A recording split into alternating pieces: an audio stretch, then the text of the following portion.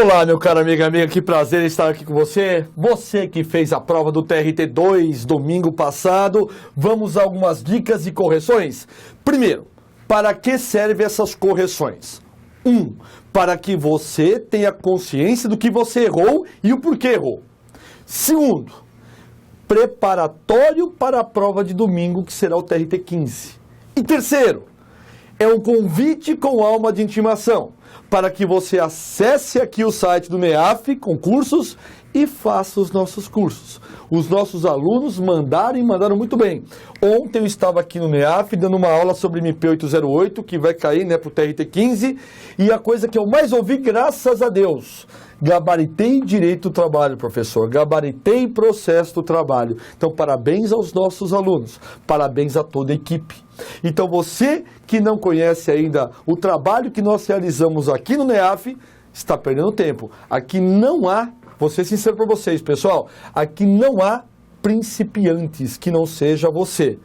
Parte técnica, desde o Alessandro, pedagógico, técnica, enfim, professores, todos nós temos a devida orientação para você. Então, o convite que eu te faço para que você conheça o nosso trabalho, tá bom? Bom, a primeira prova que eu vou começar é a prova de Direito do Trabalho, analista judiciário, área judiciária. Exatamente este assunto que eu vou começar com você.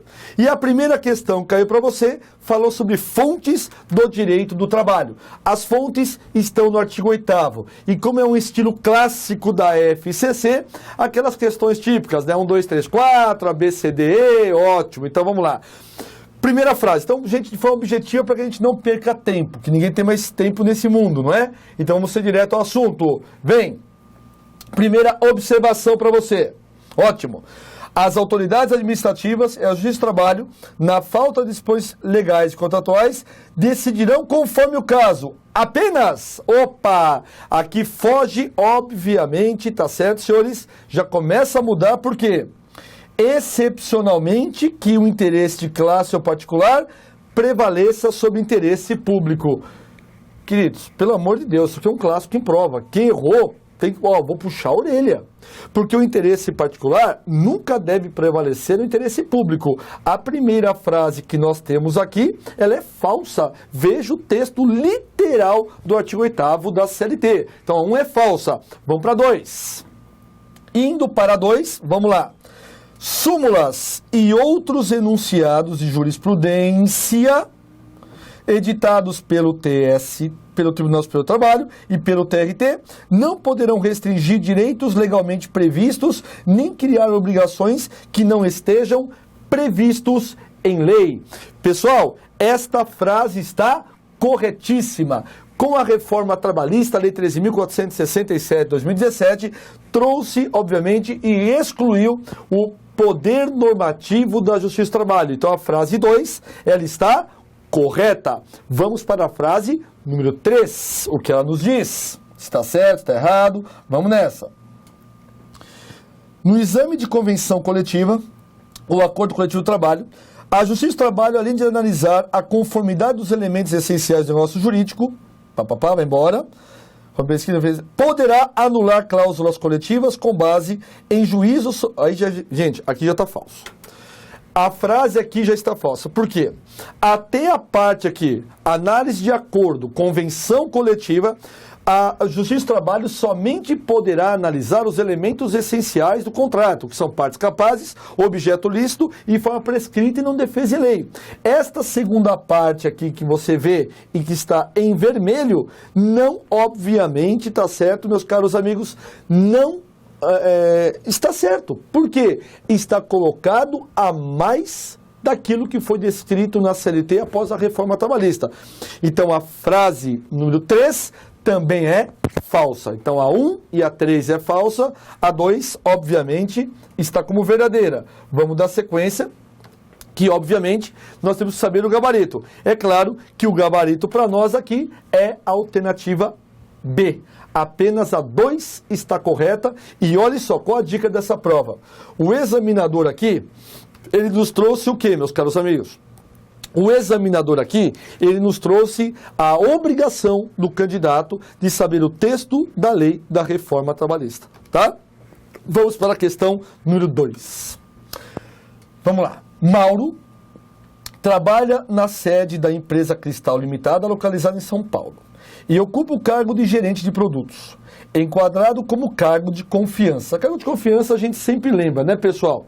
A gente sempre lembra daquelas situações, não é? Ou seja, tem poder de mando e, consequentemente, tem gratificação de função de 40% e não tem direito a hora extra e pode ser transferido a qualquer momento. Mas vamos continuar a leitura da questão.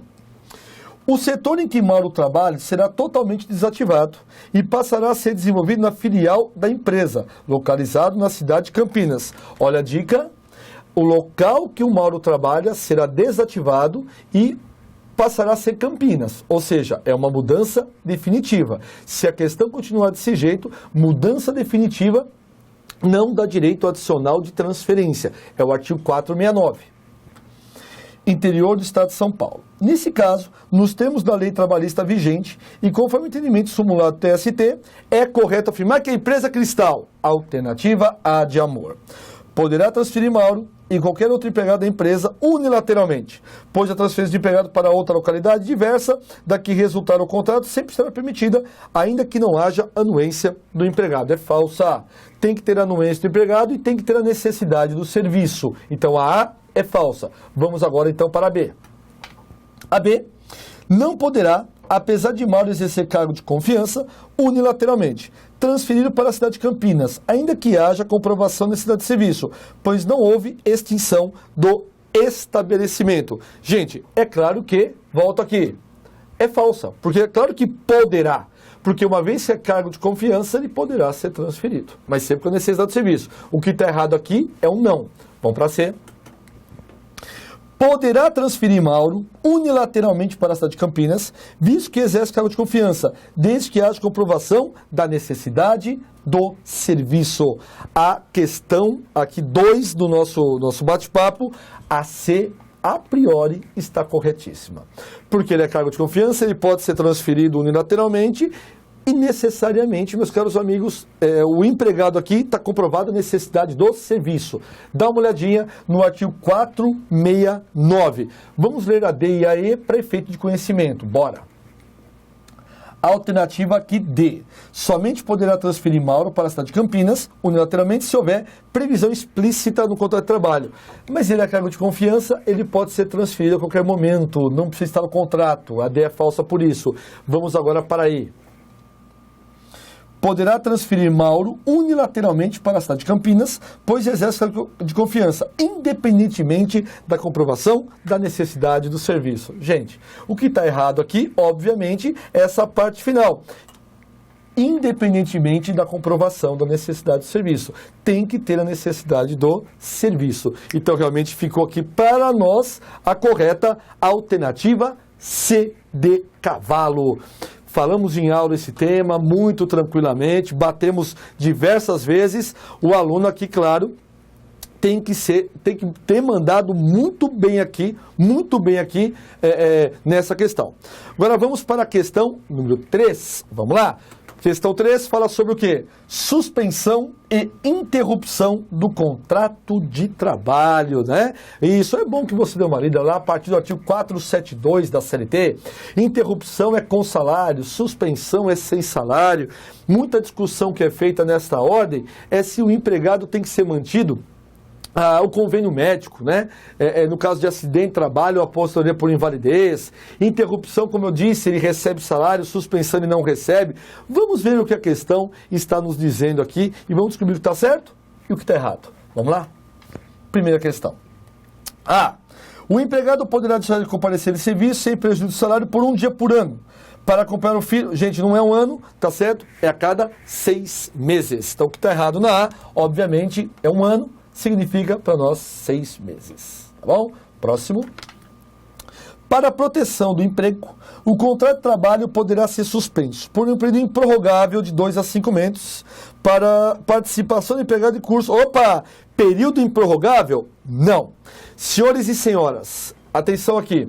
Esta observação, esse curso de qualificação profissional, realmente 2 a 5 meses, a cada 18 meses, o empregado não recebe salário, mas ele pode ser prorrogado se estiver em acordo com a convenção coletiva e estiver um adendo. Então, o que está errado aqui é a palavra improrrogável. Atenção aí, segue o jogo. O afastamento do empregado em virtude das exigências do serviço militar ou de outro encargo público constituirá motivo para alteração ou rescisão. Já está errado, gente. O serviço militar, o empregado que é chamado para o serviço militar, o seu contrato não será rescindido. O seu contrato será suspenso. Tá ok? E quando ele retornar, necessariamente ele retoma, tá bom, gente? Na sua função e continua o contrato. Lembrando que o empregado afastado para o serviço militar, ele necessariamente continua recebendo o FGTS. Fechou? Vamos continuar? Que mais é importante? Durante o período de suspensão contratual, para a participação em curso ou programa de qualificação profissional, o empregado não fará jus aos benefícios voluntariamente concedidos pelo empregador. O empregador, durante esse momento que o contrato fica suspenso, em virtude da qualificação, necessariamente, meus caros amigos, e é imprescindível, que ele pode receber voluntariamente valores do empregador. Então, não fará jus? Não. Poderá sim fazer jus. Está errado aqui a palavra não. É claro que a alternativa correta aqui só nos resta a alternativa E. Tá certo? Assegura-se o direito à manutenção do plano de saúde ou de assistência médica oferecido pela empresa ao empregado, não obstante suspenso quando ele trabalha em virtude do auxílio doença acidentário ou aposentadoria por invalidez. Aqui tem 2 dicas para você, tá bom? A questão foi muito suave aqui, tá? Tem que ser auxílio doença acidentário. Se não tiver a palavra acidentária, é falsa. E a aposentadoria exclusivamente por invalidez. Aqui a frase está correta, meus caros amigos. Corretíssima. Porque tem que ser auxílio acidentário e necessariamente aposentadoria por invalidez. Tá bom? Então realmente ficou correta aqui a nossa querida e amada alternativa E. Bacana, né? Bom, vamos para a próxima questão. Questão fácil também que nós falamos, hein, gente? Em sala de aula. Você não pode, né, negar isso não. Eu sei que você sabe, eu sei que você me falou isso. Então vamos lá, vamos para a próxima questão, que é a questão da Carolina. Carolina, Mariana e Antônio. Vamos lá. O que você tem que saber aqui? Carolina, deixar aqui maiorzinho. Carolina, Mariana e Antônio são empregados da empresa Aviação Mar Azul Limitada. Carolina, vou deixar até em verdinho aqui, Carolina foi contratada por prazo determinado e descobriu que está grávida. Isso me lembra já a súmula 244. Uma vez contratada por prazo determinado, tem direito à estabilidade gestante. Tudo bem? Ótimo. Vamos ver o caso da Mariana? Vamos lá.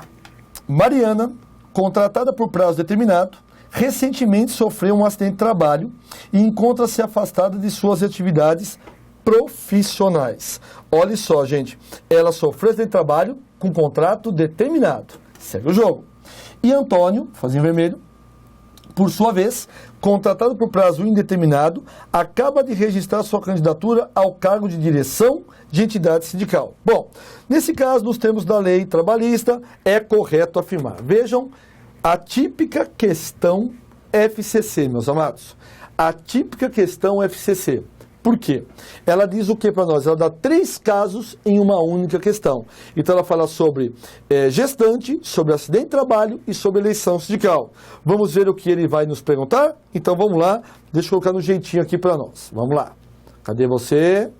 Volta aqui. Isso! Vem cá, bora. Anotemos. A. O desconhecimento da empresa Aviação Mar Azul no estado Gravide de Carolina afasta o direito à estabilidade? Opa, o que está errado aqui, ó. Não afasta, faltou a palavra aqui, não. Tá certo? Então a A é falsa. Vamos ver a B. Mariana, que é a Mariana, quem foi aqui? Mariana que sofreu acidente de trabalho, não é? Mariana goza de garantia provisória de emprego decorrente de acidente de trabalho. Isso é novidade, está correto, gente. Dá uma olhadinha na súmula 378. É exatamente o que ela determina para nós. A pessoa acidentada, mesmo em contrato determinado, tem direito, além da manutenção do convênio médico, à estabilidade de até 12 meses após o seu retorno. A princípio, a alternativa B de bola está correta. Vamos ver as demais, o que está certo, ou a priori, né, gente, o que tudo indica, porque está errado. Vamos lá. Carolina não tem direito à estabilidade provisória. Gente, Carolina tem direito, ela vai exatamente ao encontro, então a C é falsa por esse motivo. Vamos ver a alternativa D, de dado, vem cá. Fica vedada a dispensa de Antônio a partir do momento da data da sua eleição? Não, da data da sua candidatura. Artigo 8º, inciso 8º da Constituição, artigo 543, parágrafo 3º da CLT. Já está falso aqui. E aí, Antônio teria direito à estabilidade, mesmo que o registro de candidatura a cargo de dirigente sindical tivesse sido realizado durante o período de aviso prévio. Não. Empregado que esteja de aviso prévio, necessariamente não tem direito à estabilidade. Tá certo? Não tem direito à estabilidade, porque uma vez que ele está, meus caros amigos, uma vez que ele está de aviso prévio, ele não pode se candidatar, porque só pode se candidatar contratos que estejam com prazo indeterminado. Tá bom? Legal. Vamos para a próxima questão? Bora lá. O que é importante, deixa eu colocar aqui no jeitinho para vocês. Então ficou a alternativa B a correta e exatamente a explicação é esta. Vamos para a próxima questão. Teletrabalho. Estava numa reunião até agora pela manhã e falamos exatamente sobre teletrabalho. Vamos ver o que está certo e o que está errado aqui. Vamos lá. Legal, hein? Gente, teletrabalho, artigo 75A da CLT. Só para deixar claro aqui. É uma das novidades da reforma trabalhista. Veja que a prova exigiu de sobremaneira aspectos da nossa querida reforma. Então vamos lá, vamos sacar alguns pontos aqui. Bem, somente dependerão de previsão em contrato escrito as disposições relativas ao reembolso das despesas arcadas pelo empregado, podendo aquelas que dizem respeito à responsabilidade pela aquisição, manutenção ou fornecimento dos equipamentos tecnológicos e da infraestrutura necessária adequada à prestação do trabalho remoto, ser negociado por qualquer meio, inclusive verbalmente. Falsa. Obrigatoriamente tem que estar em contrato o pagamento que deve ser feito pelos equipamentos. Então a está falsa porque está usando a palavra verbal. O teletrabalho tem que ser necessariamente todos os aspectos por escrito, tá bom? Vamos lá. B. Considera-se teletrabalho a prestação de serviço realizada integralmente fora das dependências do empregador. Falsa, gente, porque o empregador, ele pode exigir que o empregado vá até a empresa em determinados dias ou horas para prestar um serviço. Isso não descaracteriza a figura do teletrabalho. A B é falsa por isso. C. O comparecimento às dependências do empregador para a realização de atividades específicas que exijam a presença do empregado no estabelecimento descaracteriza, aí vem exatamente, né, gente, ao encontro, não é, do que eu acabei de falar. É claro que não descaracteriza. Então, o que está errado para nós aqui é a falta do não. Gente, isso é texto literal do 75A, tá bom? Vamos ver a D. A prestação de serviço na modalidade de teletrabalho deverá constar expressamente o contrato individual de trabalho, que especificará as atividades que serão realizadas pelo empregado. Esta frase está corretíssima, meus caros. 10. É a alternativa D, sem maiores delongas. E vamos descobrir por que a E está errada, não é? Vou até descer aqui para ficar perto de você. Aê, bacana, vamos lá. O empregador, a seu exclusivo critério, poderá instruir os empregados de maneira expressa, tácita ou escrita, obviamente. Não. Poderá não. Deverá instruir, tá certo, gente? E não é de maneira tácita, não. Tem que ser de forma ostensiva. Ou seja, para que exista o teletrabalho, o empregador tem que fiscalizar e orientar de forma ostensiva exatamente, meus caros, os pontos para evitar acidente de trabalho. Tá? Em virtude aí da saúde e higiene do trabalho, tá bom? Ótimo! Vamos para a próxima questão. Essa prova foi muito boa, hein, diga de passagem. Pô, caramba, falamos tudo isso em aula e no material que a gente fez para vocês. Mais uma regrinha, vamos lá. Vamos lá. Gente, a questão fala sobre o que aqui? Ela está falando sobre férias. Férias é a partir do artigo 129 da CLT. 129 da CLT. Aqui ele vai perguntar algumas coisinhas para nós, tá certo? Normalmente é a partir perda de férias, não tem direito, anota em carteira, não anota, prazo de férias. Vamos tentar ver alguma coisa nesse sentido. Então vamos lá. Carlos Alessandro Augusto trabalha na empresa Flor de Lótus. A Luana, por sua vez, acabou de ser dispensada por justa causa. O que fez o Carlos? Carlos trabalhou durante 7 meses e em seguida ausentou-se para apresentação ao serviço militar obrigatório. A Alessandra, no período aquisitivo, se ausentou injustificamente por 8 dias. Aí lembra aquela tabelinha, até 5 dias, 30 dias, de 6 a 14 faltas, 24 dias, então entra aqui no caso da lei. Augusto acabou de receber comunicação da concessão das férias. Nesses casos, de acordo com a legislação, gente, típica questão da FGV, né? Mistura várias situações em uma única questão. Essa é a grande pegada para mandar bem nessa prova. Vamos lá? Vamos sacar onde está certo, onde está errado. Bem, Alessandra, quem é a Alessandra aqui?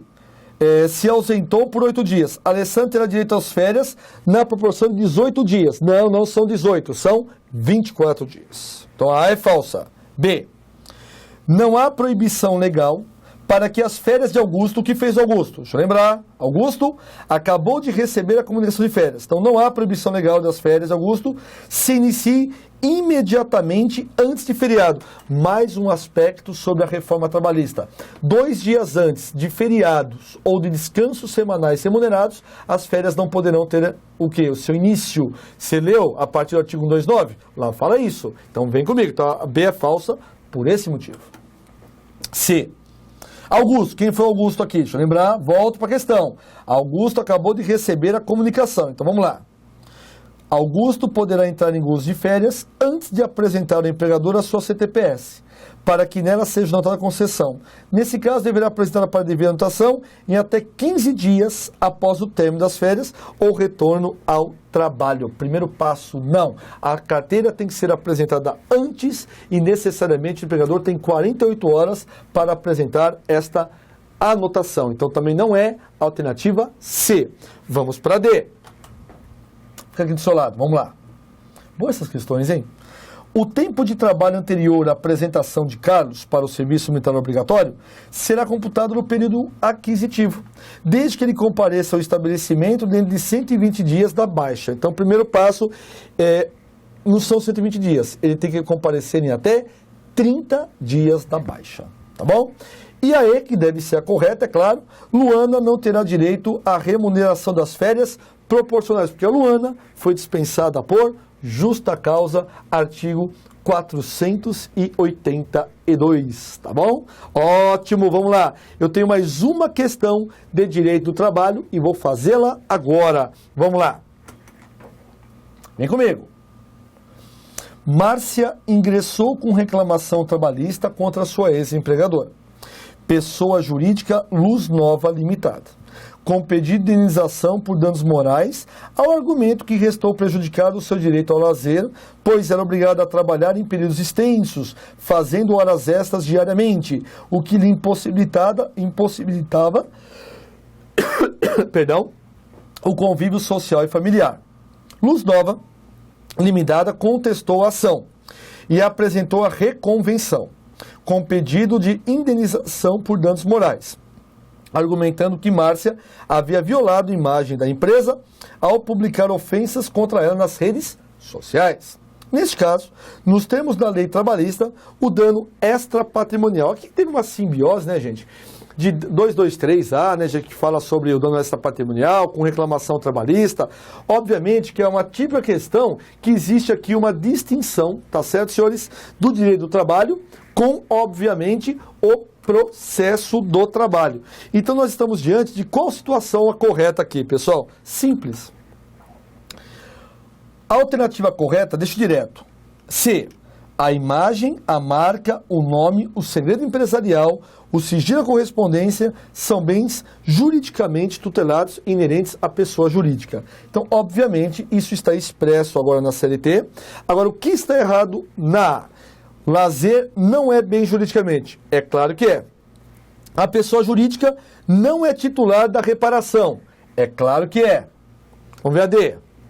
A CLT não prevê